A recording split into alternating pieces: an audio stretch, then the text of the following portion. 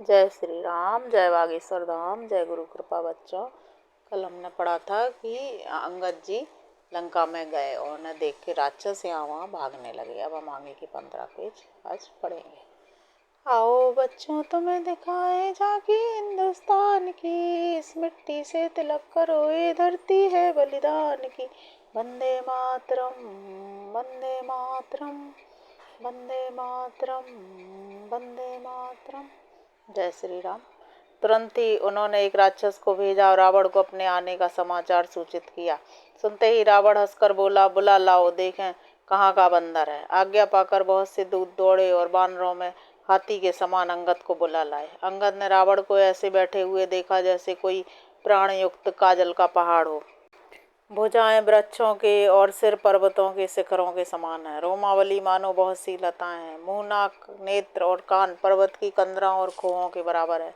अत्यंत बलवान बांके वीर बालीपुत्र अंगद सभा में गए। वे मन में जरा भी नहीं झिझके। अंगद को देखते ही सब सभासद उठ खड़े हुए। यह देखकर रावण के हृदय में बड़ा क्रोध हुआ।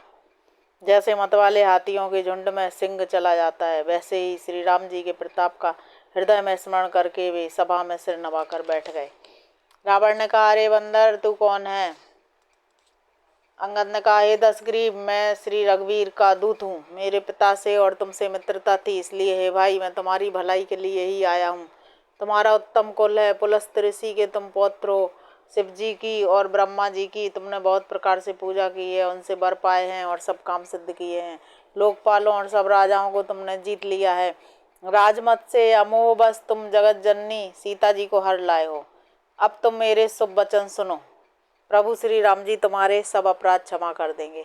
दांतों में तिनका दबाओ, गले में कुल्हाड़ी डालो और कुटुंबियों सहित अपनी स्त्रियों को साथ लेकर आदर पूर्वक जानकी जी को आगे करके इस प्रकार सब भय छोड़कर चलो।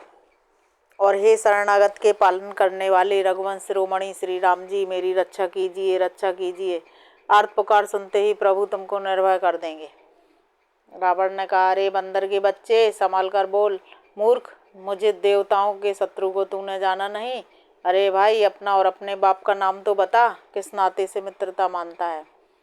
मेरा नाम अंगद है, मैं बाली का पुत्र हूँ। उनसे कभी तुम्हारी भेंट हुई थी? संगत का वचन सुनते ही रावण को सकुचा गया। हाँ, मैं जान गया, बाली नाम का एक बंदर था। अरे अंगद, तू ही बाली का लड़का है? अरे कुलनाशक, तू तो अपने कुल रूपी बांस के लिए अग्नि रूप ही पैदा हुआ, गर्भ में ही क्यों ना नष्ट हो गया। तू व्यर्थ ही पैदा हुआ, जो अपने ही मुंह से तपस्वियों का दूत कहलाया। अब बाली की कुशल तो बता, वह कहाँ है?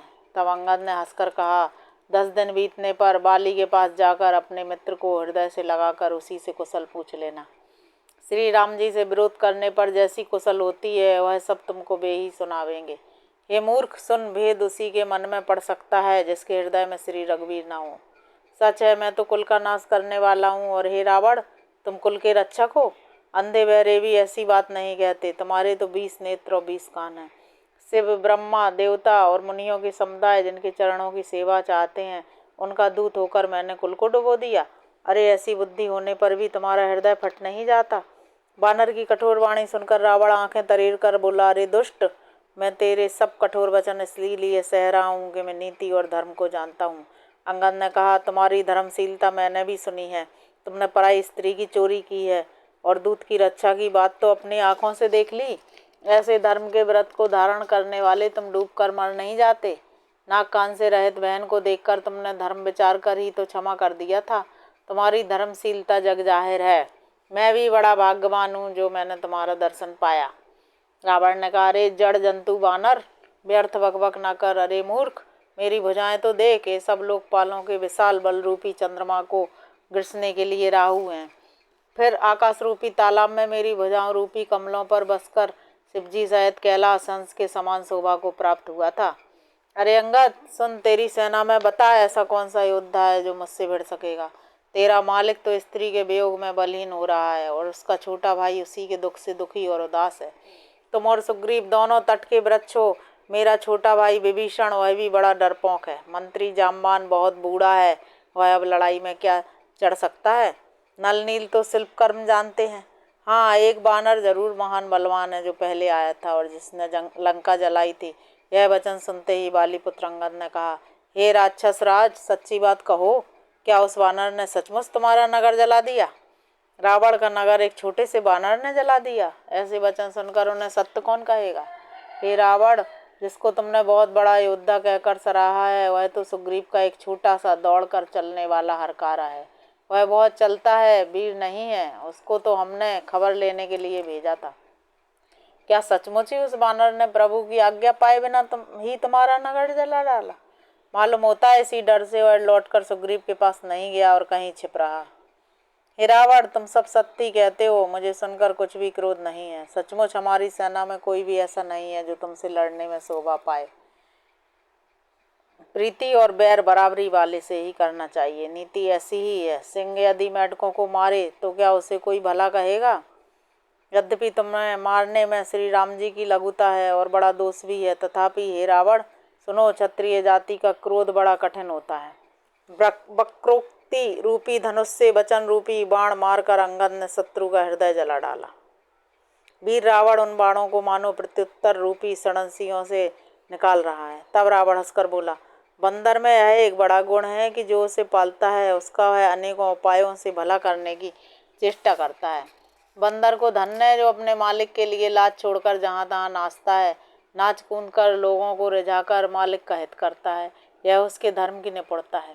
हे अंगद, तेरी जाति स्वामी भक्त है, तू अपने मालिक के गुण इस प्रकार कैसे न बखानेगा? मैं गुण ग्राहक और परम सुजान हूँ, इसी से तेरी जली कटी बकबक पर कान नहीं देता। अंगद ने कहा, तुम्हारी सच्ची गुण ग्राहकता तो मुझे हनुमान ने सुनाई थी। उसने अशोक वन को विध्वंस करके तुम्हारे पुत्र को मारकर नगर को जला दिया था, तो भी उसने तुम्हारा कुछ भी अपकार नहीं किया। तुम्हारा वही सुंदर स्वभाव विचार कर हे दशग्रीव मैंने कुछ धृष्टता की है। हनुमान ने जो कुछ कहा था उसे आकर मैंने प्रत्यक्ष देख लिया कि तुम्हें न लज्जा है, न क्रोध है और न चिढ़ है। रावण बोला, अरे वानर, जब तेरी ऐसी बुद्धि है तभी तू अपने बाप को खा गया। ऐसा वचन कहकर रावण हंसा। अंगद ने कहा, पिता को खाकर फिर तुमको भी खा डालता, परंतु अभी तुरंत कुछ और ही बात मेरी समझ में आ गई। अरे नीच अपमानी, बाली के निर्मल यश का पात्र जानकर तुम्हें मैं नहीं मारता। रावण, यह तो बता कि जगत में कितने रावण हैं? मैंने जितने रावण अपने कानों से सुन रखे हैं उन्हें सुन। एक रावण तो बलि को जीतने पाताल में गया था। तब बच्चों ने उसे घुड़साल में बांध रखा। बालक खेलते थे और जा जाकर उसे मारते थे। बलि को दया लगी तब उन्होंने उसे छुड़ा दिया। फिर एक रावण को सहस्त्रबाहु ने देखा, फिर और उसने दौड़कर उसको एक विशेष प्रकार के जंतु की तरह पकड़ लिया। तमाशे के लिए उसे घर ले आया। तब पुलस्त मुनि ने जाकर उसे छुड़ाया। एक रावण की बात कहने में तो मुझे बड़ा संकोच हो रहा है। वह बाली की कांख में रहा था। इनमें से तुम कौन से रावण हो? खीज ना छोड़कर सच सच बताओ। रावण ने कहा, अरे मूर्ख सुन, मैं वही बलवान रावण हूँ जिसकी भुजाओं की लीला कैलाश पर्वत जानता है, जिसकी सूरता उमापति महादेव जी जानते हैं, जिन्हें अपने सिर रूपी पुष्प चढ़ा चढ़ा कर मैंने पूजा था। सिर रूपी कमलों को अपने हाथों से उतार उतार कर मैंने अगणित बार त्रिपुरारी शिव जी की पूजा की है। अरे मूर्ख, मेरी भुजाओं का पराक्रम दिक्पाल जानते हैं, जिनके हृदय में वह आज भी चुभ रहा है। दिग्गज मेरी छाती की कठोरता को जानते हैं, जिनके भयानक दांत जब जब आकर मैं उनसे जबरदस्ती भिड़ा, मेरी छाती में कभी नहीं फूटे, बल्कि मेरी छाती से लगते ही वे मूली की तरह टूट गए। जिसके चलते समय पृथ्वी इस प्रकार हिलती है जैसे मतवाली हाथी के चढ़ते समय छोटी नाव। मैं वही जगत प्रसिद्ध प्रतापी रावण हूँ। अरे झूठी बकवाद करने वाले, क्या तूने मुझको कानों से कभी नहीं सुना? उस रावण को तू छोटा कहता है और मनुष्य की बड़ाई करता है।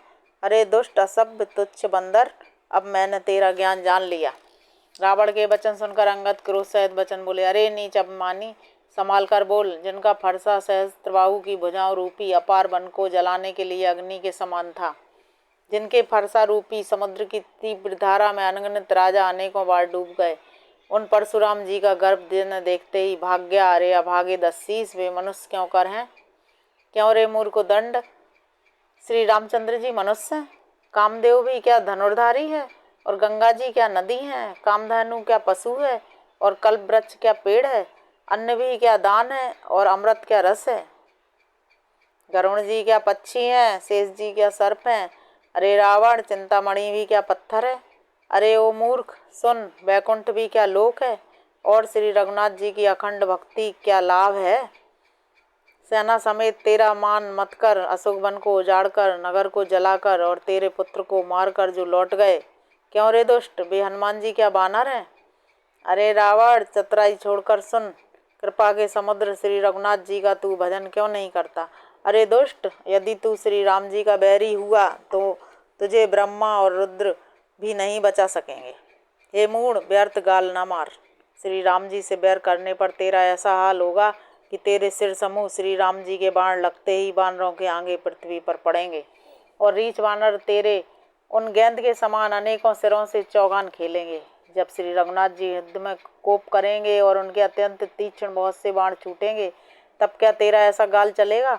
ऐसा विचार कर उदार श्री राम जी को भज। अंगद के वचन सुनकर रावण बहुत अधिक जल उठा, मानो जलती हुई प्रचंड अग्नि में घी पड़ गया हो।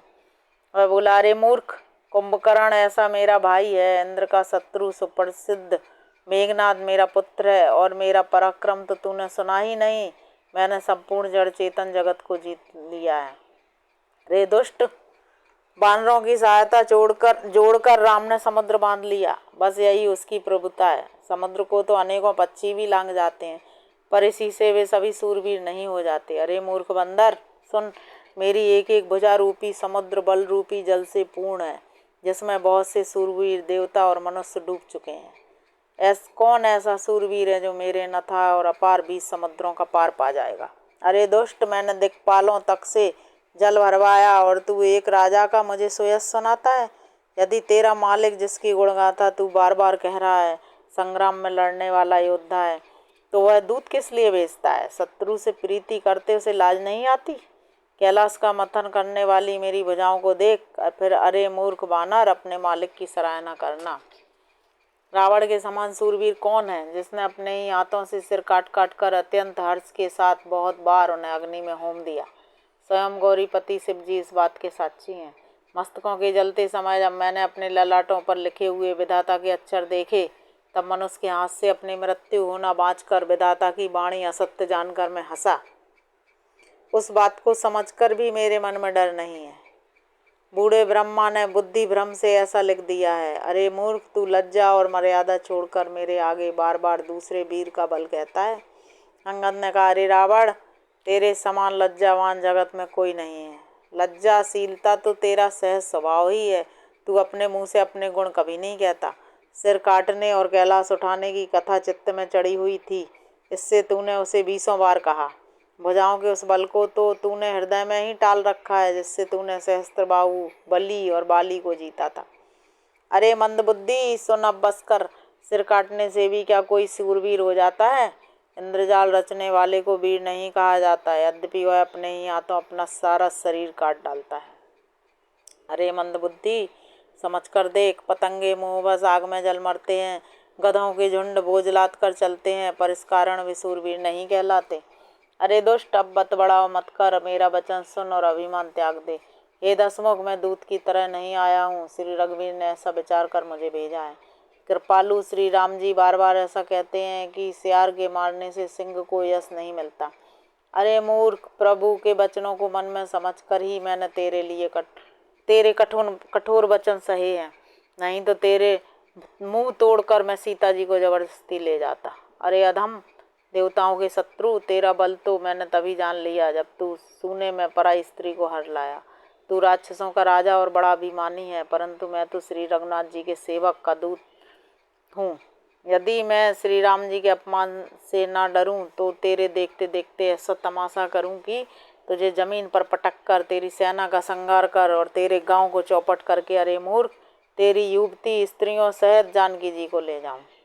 यदि ऐसा करूं तो भी इसमें कोई बड़ाई नहीं है। मरे हुए को मारने में कुछ भी पुरुषत्व नहीं है। वाम मार्गी, कामी, कंजूस, अत्यंत मूढ़, अति दरिद्र, बदनाम, बहुत बूढ़ा, नित्य का रोगी, निरंतर क्रोधयुक्त रहने वाला, भगवान विष्णु से विमुख, वेद और संतों का विरोधी, अपना ही शरीर पोषण करने वाला, पराई निंदा करने वाला और पाप की खान, ये 14 प्राणी जीते ही मुर्दे के समान हैं। अरे दुष्ट, ऐसा विचार कर मैं तुझे नहीं मारता। अब तू मुझ में क्रोध न पैदा कर। अंगद के वचन सुनकर राक्षसराज रावण दांतों से ओंठ काटकर क्रोधित होकर हाथ मलता हुआ बोला, अरे नीच बंदर, अब तू मरना ही चाहता है? इसी से छोटे मुंह बड़ी बात कहता है। अरे मूर्ख बंदर, तू जिसके बल पर कड़ुए वचन बक रहा है, उसमें बल, प्रताप, बुद्धि अथवा तेज कुछ भी नहीं है। उसे गुणहीन और मानहीन समझकर ही तो पिता ने वनवास दे दिया। उसे एक तो वह दुख, उस पर युवती स्त्री का विरह, और फिर रात दिन मेरा डर बना रहता है। जिनके बल का तुझे गर्व है, ऐसे अनेकों मनुष्यों को तो राक्षस रात दिन खाया करते हैं। अरे मूढ़, जिद्द छोड़कर समझ। जब उसने श्री राम जी की निंदा की, तब तो कपि श्रेष्ठ अंगद अत्यंत क्रोधित हुए, क्योंकि जो अपने कानों से भगवान विष्णु और शिव की निंदा सुनता है, उसे गोवध के समान पाप होता है। वानर श्रेष्ठ अंगद बहुत जोर से कटकटाए, और उन्होंने तमक कर अपने दोनों भुजदंडों को पृथ्वी पर दे मारा। पृथ्वी हिलने लगी, सभासद गिर पड़े और भय रूपी पवन से ग्रस्त होकर भाग चले। रावण गिरते गिरते संभल कर उठा, उसके अत्यंत सुंदर मुकुट पृथ्वी पर गिर पड़े। कुछ तो उसने उठाकर अपने सिरों पर सुधार कर रख लिया, और कुछ अंगद ने उठाकर प्रभु श्री रामचंद्र जी के पास फेंक दिए।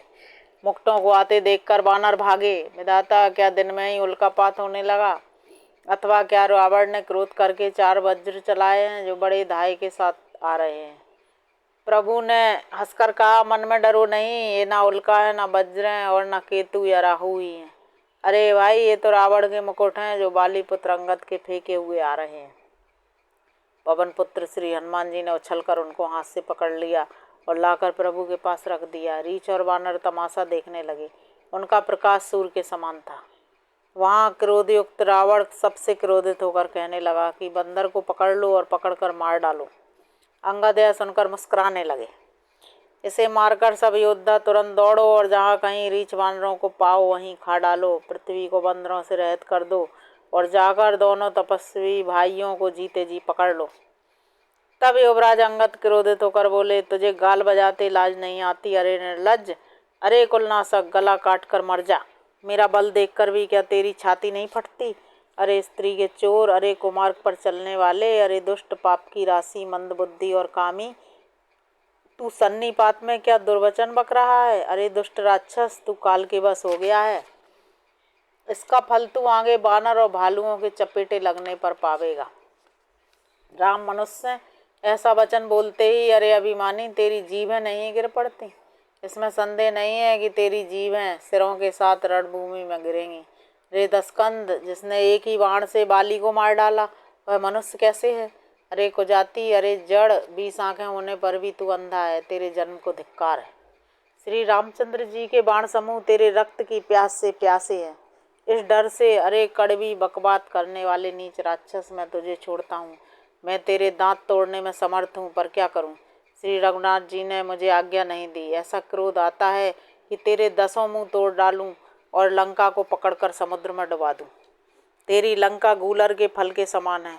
तुम सब कीड़े उसके भीतर निडर होकर बस रहे हो। मैं बंदर हूँ, मुझे इस फल को खाते क्या देर थी? पर उदार श्री रामचंद्र जी ने वैसी आज्ञा नहीं दी। अंगद की युक्ति सुनकर रावण मुस्कुराया। अरे मूर्ख, बहुत झूठ बोलना तूने कहाँ सीखा? बाली ने तो कभी ऐसा गाल नहीं मारा। जान पड़ता है तू तपस्वियों से मिलकर लबार हो गया है। अंगद ने कहा, अरे 20 भुजा वाले, यदि तेरी 10 जीभें मैंने नहीं उखाड़ ली तो सचमुच मैं लबारी हूँ। श्री रामचंद्र जी के प्रताप को समझकर अंगद क्रोधित हो उठे, और उन्होंने रावण की सभा में प्रण करके पैर रोक दिया और कहा, अरे मूर्ख, यदि तू मेरा चरण हटा सके तो श्री राम जी लौट जाएंगे। मैं सीता जी को हार गया। रावण ने कहा, हे सब वीरों सुनो, पैर पकड़कर बंदर को पृथ्वी पर पछाड़ दो। इंद्रजीत आदि अनेकों बलवान योद्धा जहाँ तहाँ से हर्षित होकर उठे।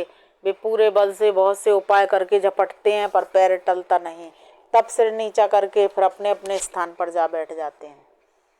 काकभूषणी जी कहते हैं, वे देवताओं के शत्रु फिर उठकर झपटते हैं, परंतु हे सर्पों के शत्रु गरुण जी, अंगद का चरण उनसे वैसे ही नहीं टलता जैसे कोई योगी पुरुष मोह रूपी वृक्ष को नहीं उखाड़ सकते। करोड़ों वीर योद्धा जो बल में मेघनाथ के समान थे, हर्षित होकर उठे। वे बार बार झपटते हैं, पर बानर का चरण नहीं उठता। तब लज्जा के मारे सिर नवाकर बैठ जाते हैं। जैसे करोड़ों विघ्न आने पर भी संत का मन नीति को नहीं छोड़ता, वैसे ही बानर का चरण पृथ्वी को नहीं छोड़ता। यह देखकर शत्रु का मत दूर हो गया। अंगद का बल देखकर सब हृदय में हार गए। तब अंगद के ललकारने पर रावण स्वयं उठा। जब वह अंगद का चरण पकड़ने लगा तब बाली कुमार अंगद ने कहा, मेरा चरण पकड़ने से तेरा बचाव नहीं होगा। अरे मूर्ख, तू जाकर श्री राम जी के चरण क्यों नहीं पकड़ता। यह सुनकर वह मन में बहुत ही सकचाकर लौट गया। उसकी सारी स्त्री जाती रही। वह ऐसा तेजहीन हो गया जैसे मध्याह्न में चंद्रमा दिखाई देता है। वह सिर नीचा करके सिंहासन पर जा बैठा, मानो सारी संपत्ति गमा कर बैठा हो। श्री रामचंद्र जी जगत भर के आत्मा और प्राणों के स्वामी हैं, उनसे विमुख रहने वाला शांति कैसे पा सकता है। शिव जी कहते हैं, हे उमा, जिन श्री रामचंद्र जी के भ्रू विलास से विश्व उत्पन्न होता है और फिर नाश को प्राप्त होता है, जो तृण को वज्र और वज्र को तृण बना देते हैं, उनके दूत का प्रण कहो कैसे टल सकता है। फिर अंगद ने अनेकों प्रकार से नीति कही, पर रावण ने नहीं माना, क्योंकि उसका काल निकट आ गया था। शत्रु के गर्भ को चूर करके अंगद ने उसको प्रभु श्री रामचंद्र जी का सुयश सुनाया और फिर वह राजा बाली का पुत्र यह कहकर चल दिया, रणभूमि में तुझे खेला खेला कर ना मारूं तब तक अभी क्या बड़ाई करूं। अंगद ने पहले ही उसके पुत्र को मार डाला था। वह संवाद सुनकर रावण दुखी हो गया। अंगद का प्रण देखकर सब राक्षस भय से अत्यंत व्याकुल हो गए। शत्रु के बल का मर्दन कर बल की राशि बाली पुत्र अंगद जी ने हर्षित होकर आकर श्री रामचंद्र जी के चरण कमल पकड़ लिए। उनका शरीर पुलकित है और नेत्रों में जल भरा है। संध्या हो गई जानकर दशग्रीव बिलखता हुआ महल में गया। मंदोदरी ने रावण को समझाकर फिर कहा, जय श्री राम, जय बागेश्वर धाम, जय गुरु कृपा। बच्चों, आज हमने पढ़ा कि अंगद ने रावण को पहले ही हृदय से हरा दिया था कि अंगद ही इतना बलशाली है, तो सोचो उसके प्रभु राम कितने बलशाली होंगे। जय श्री राम।